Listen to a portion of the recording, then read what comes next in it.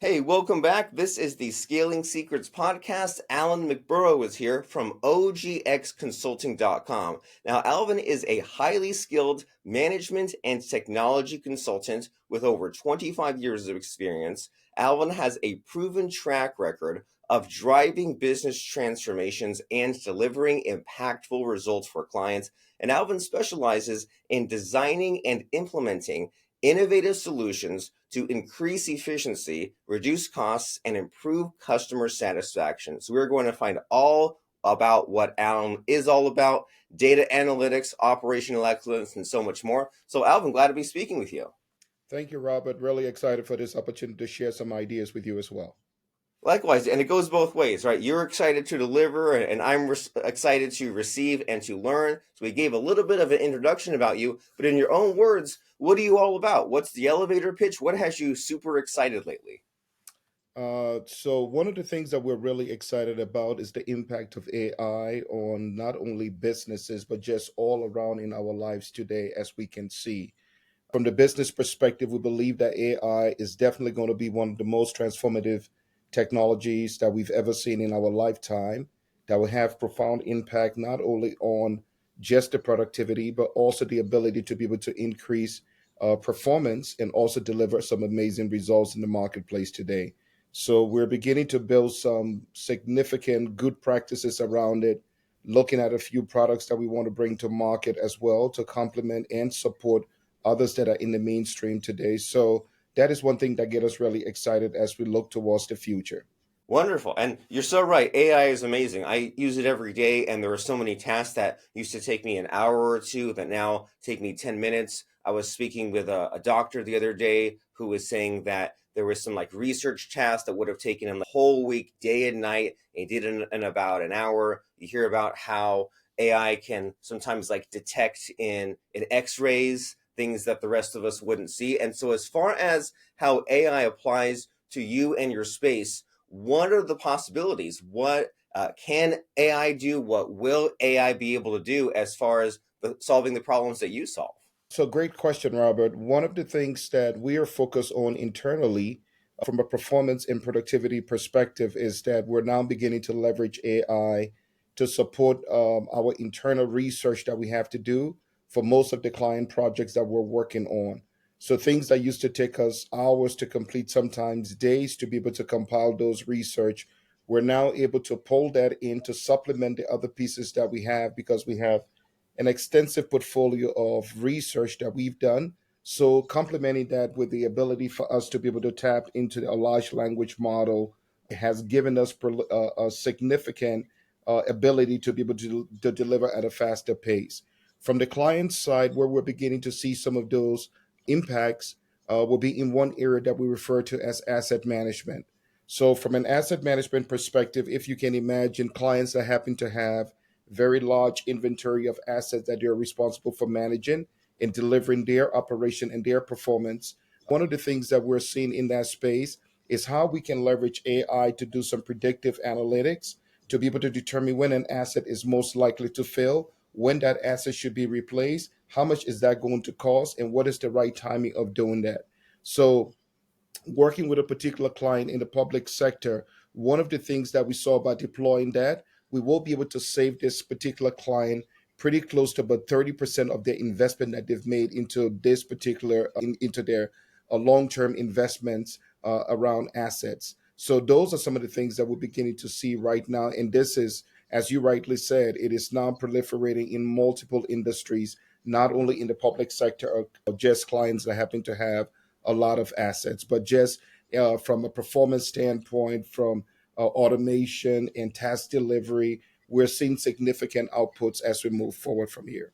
Exciting with the automation and the predictive, and even with us meeting today, when you scheduled the podcast, I'm not the one that set it up, but I get an email with you and your bio, and then I get like all these questions and things that I could or should ask you. So whenever I get a guest and I'm like, well, I'm not really sure what this person does, it gives me all these questions, and I look through and I say, just seeing the possible questions that I could ask gives me a better understanding of what I'm looking at. And it seems like you were saying earlier that like AI is like this huge invention in our lifetime.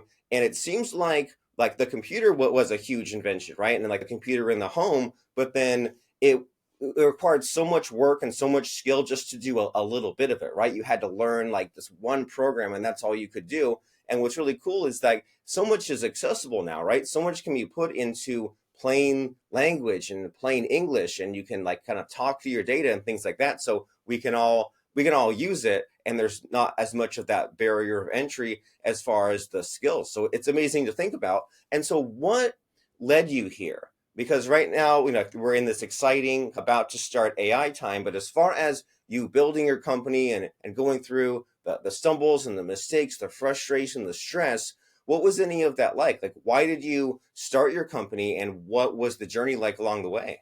Oh, wow. I mean, reflecting on that question, Robert, I mean, I would have to go a little bit further than maybe you would like to hear about, but I mean, that's the beginning of my journey. I'm originally from Liberia. I moved to the States in 1999, and I came over to the States because my wife, at the time, my fiance, we decided to get married. So moved to the States, we got married, and started working in the space of telecommunications. I worked for AT&T Broadband at the time, later on got acquired by Comcast. From there, I found another path forward to be able to go work in a larger telecommunications space. I went on to work for a company called Level 3 Communications at the time, ran a couple of activities in that space around access and operational excellence. In 2000, I want to believe 2005, I made the pivot from Level 3 to go work at Cisco Systems. So that got me closer to some of the advanced technologies that we've been craving and seeing. And Cisco, as you know, they've always been on the cutting edge of technology revolution. So while at Cisco, I did some work around Cisco services, so working with very large clients to bring readily available solutions to them. And at the time, one of the biggest technologies that we were playing with or we were able to pioneer at Cisco was what we refer to as infrastructure as a service, which ultimately became what we know as cloud computing today. So at Cisco was a great place. But again, I was at the University of Chicago trying to complete my MBA. And when an opportunity came up for me to be able to make another level of leap towards the entrepreneurial route, so I left Cisco in 2011 and started OGX Consulting.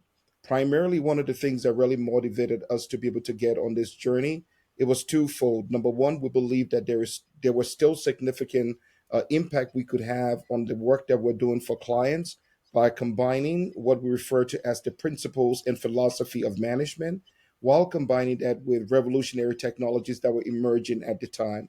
So we pivoted, started OGX, and so that journey began in 2011, and we're still making significant strides today.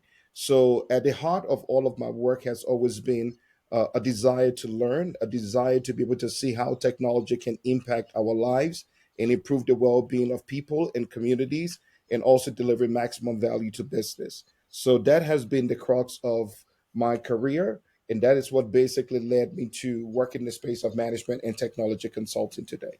What I like about that journey that you explained is that you kind of were not afraid to continue on to the next opportunity, right? It would have been easy to stay in one position or one skill or one company, but when it came time to take the leap to move to another country, to move to a different company, to kind of get to that next level, then you took action. And so was that difficult? Was that decision difficult? Were you a little bit uncertain or afraid during these different steps, like going to level three, going to Cisco, going to your own company?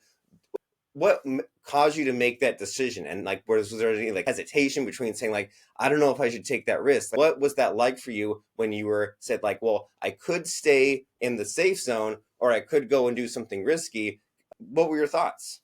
So it is always scary, and I'm not going to lie to you about that when it comes to making these decisions because the future is uncertain. But one of the things that has really given me hope is the fact that I was able to survive a brutal civil war in Liberia many years ago, growing up as a child, and that pretty much changed my particular perspective on life. With this, in the sense that we're only given this moment, we have no determination as to what tomorrow may hold for us. You could be in a very stable place today, and all of a sudden your life can change by circumstances.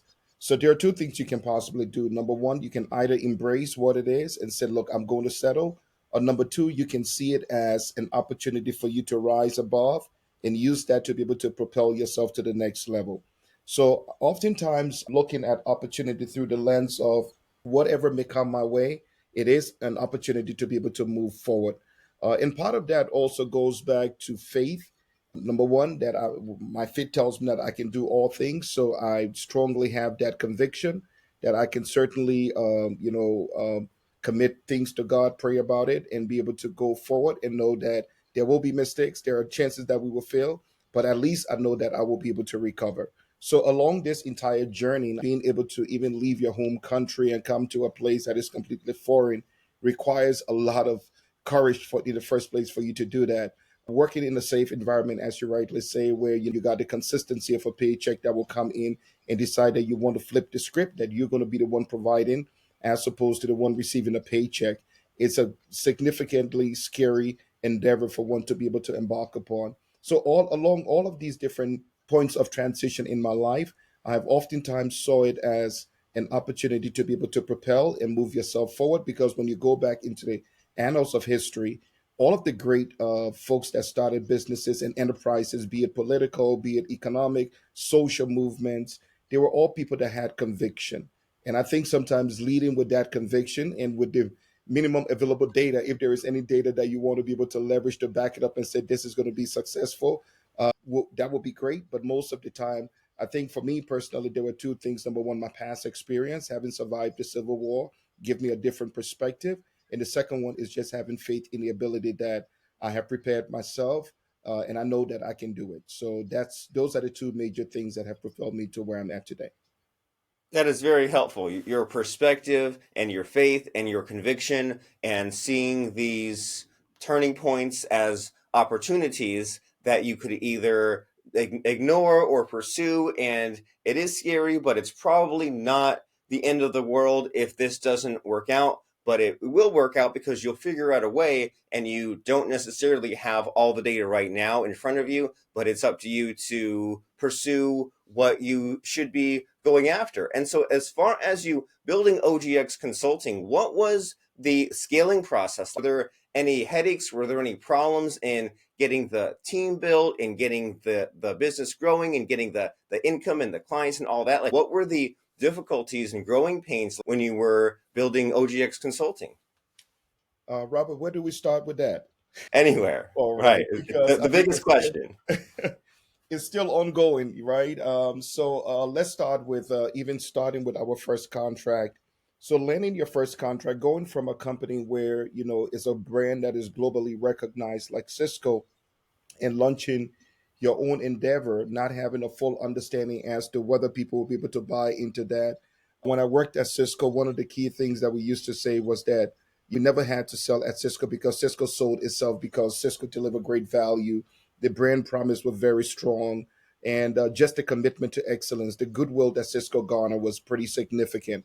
So leaving a multi-billion-dollar entity to be able to set out and start this, that was the first a hurdle that we had to overcome. The brand recognition wasn't there. Nobody knew us. So people took chances on us. And indeed, we're grateful for all of those folks who believed and trusted that we would be able to deliver great value. So that was the first piece I would talk about. The second one, finding the right team members, is always an ongoing battle. Because of our commitment to excellence, we oftentimes believe that we need to go out and get A players that want to be on our team. So, as much as we'd like to scale that process rapidly, it still takes us a while because we're very particular about the folks that we want to bring onto the team. What are they aligned to our values? What are they aligned to the mission? What are they aligned to the vision? And at the end of the day, what are these folks are also willing to come in and commit to focus on creating that unique value for our clients? So that's the people side of it. When you also look at your ability to be able to grow rapidly, and that's where we are now, we also have the challenge of having the consistency of cash. So that's another element that we also need to consider. As we build through this, you got to make sure you got enough funds that will be able to guide your team, and you'll be able to propel them and make sure that you're making the right investments. Like one of my favorite business author like to say, Jim Collins, we want to make sure that we're going to be shooting bullets and not cannonballs. So at least for now, we're focused on what are the right bullets that we need to be able to make those critical investment in, which requires cash to make that. Another piece again that we also had to scale around quickly was around our operational processes. So that became extremely critical, considering that we're doing most of the work that we're doing is very intellectually rigorous processes that we have to put in place for delivering the client's deliverables. We oftentimes had to build repeatable processes, things that we advocate, things that we work with our clients on. So we had to standardize all of our process. We came up with what we call our value delivery model, a methodology. So that is a process where we go through from a discovery of an engagement to doing an assessment, designing the solution, implementing that, and helping the client to optimize. So that's the model that we leverage. So we had to standardize, make sure we had processes in place, templates were developed, making sure we had the right tool. So by focusing on these four critical elements, we were able to guide our firm to be able to scale to where we are today. But don't get me wrong, there is still significant room for improvement. So constantly we're challenged. We're working on practice development and we're constantly trying to focus on how we can consistently move to the top of the order. So that's what we'll focus on.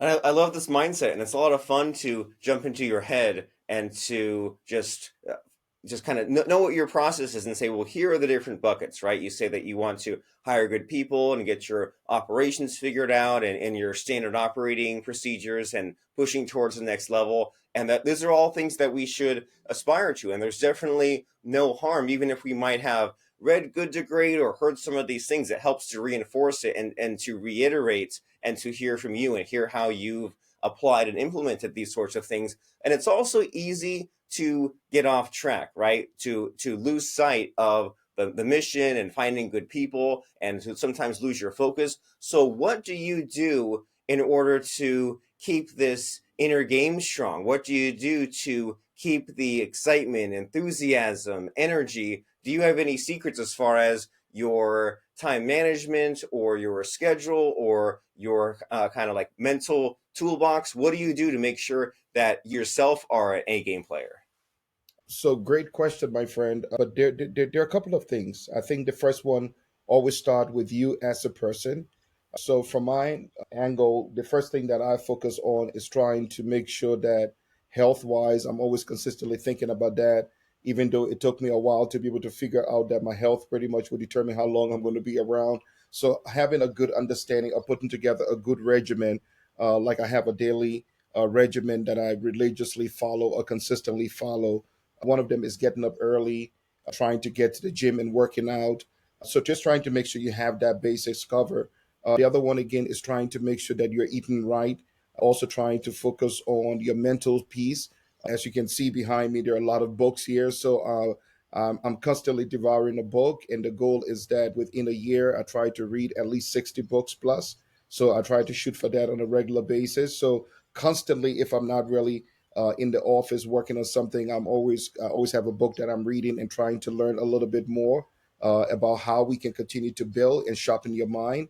Another thing that I quite recently started to do is more around relaxing and taking some time off and just trying to go on extended something that will be able to at least give you that sense of calm, relax, and allow you to reconnect. So I'm getting more into living in Colorado, taking advantage of the wonderful mountains that we have, driving up there and going to different parts of the world to see it as well. So ecotourism is something that I'm beginning to focus on as a means to be able to bring about some level of calmness. But that's on me as a person.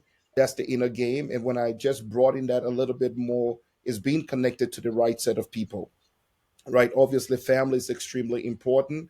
I believe that that's one of the critical pieces. So, just spending more time with my wife and children has given me a great ability to be able to disconnect from working in the business and on the business and just being devoted as being present for my wife and for my children. Those are the things that are ultimately important. Then when you extend that now a little bit more to your friends, your teammates, and all of that, that becomes extremely important for us now to be able to say, look, these are the factors that are critical for us to be able to move forward on. So those are the three buckets that allow me to have the strength, the mental focus, or what I would like to refer to as the mental acuity for me to be able to drive to that next level.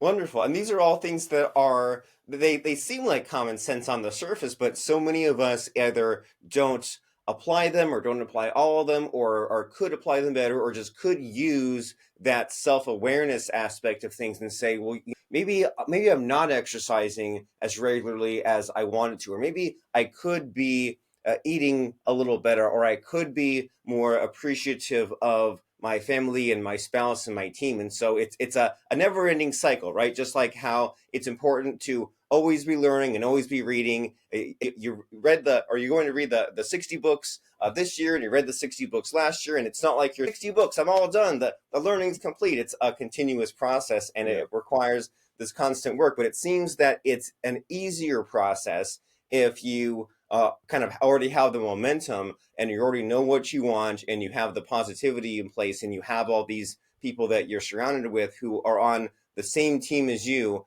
and want the same positivity as you do. And so this is a wonderful conversation we're having, Alvin, and jumping through all these different topics, but I want to make sure that we cover all the bases. So is there a hidden question in here that I should be asking you, or is there something in your consulting space that is not being discussed that should be? Like, just what's the hitting missing question in our conversation?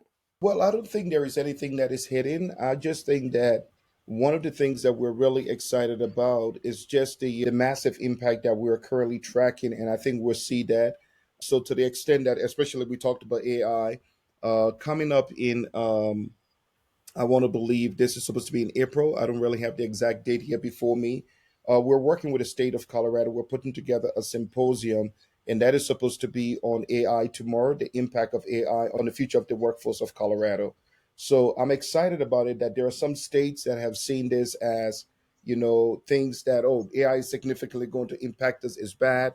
There are others that are also out there that have embraced the idea to know that it's the reality that we're confronted with is going to have profound impact. And Colorado being one of the few states that has significantly invested in it or beginning to look at strategic investments, I should say, into this space, I think it goes a long way to decide just the seriousness that is associated with this today. So, if there is one thing that I would say that we haven't really touched upon, is just around the concept how most people or most organizations are beginning to address this particular unique technology that we've seen so far. So we're really, really excited about that. And as we begin to look at the mass proliferation of AI and its impact on society, on economics, and also just in our own personal lives, those are things that I'm just excited about and looking at. And this is just the beginning of many great things to come. We haven't even talked about machine learning or deep learning. None of those other topics have emerged, but we're just on the cups of looking at how this is going to significantly change the game for many of us as we move forward from here. Exciting times ahead. And I think you and I are both constant learners of this sort of thing. And when I see the new technologies, I'm thinking like, well, how do I play with some kind of demo? Or how can I watch some video? Or how can I learn about whatever? And it seems like literally every day there's all sorts of new things happening with AI. And I tell myself, well, I want to and I need to learn about some of these things because I don't want to be too far behind, right? With it being just a black box and some of the things that it does just seems like magic. And so I tell myself, well, I need this extra time for my brain to really absorb what's happening with AI. But that's why it's important for us to focus, know what we want, and have a structure, know what are the three or four buckets in any sort of situation. And so how does someone take the next step here? If someone wants to find out about OGX consulting and the problem you solve, how does somebody know if their company is a right fit to start a conversation with you? And what's the next step? What's the call to action website address? All right. So thank you again, Robert, for this opportunity. Great question as always. I've always been excited to speak with you about these things. So from an OGX perspective, we can easily be reached at ogxconsulting.com or we are ogx.com. It's as simple as that. Either one of those things will link you right to our website and you can get up there. We have on the front page, contact us. If there is anything, you just fill up two things, put your name, your number, and email in there, and that all will be required. And one of our dedicated consultants will reach out to you. We're also on social media. I'm not too, I think it's at OGX Consulting. So you can easily find us on that. So if you want to follow up with us, those are just the easy path that you can easily connect with us on. And we're always eager and excited to sit down and talk to you about whatever business problem you're confronted with. Be it from a data analytics perspective, a process, trying to select the right technology, developing a strategy, whatever it is that you're confronted with.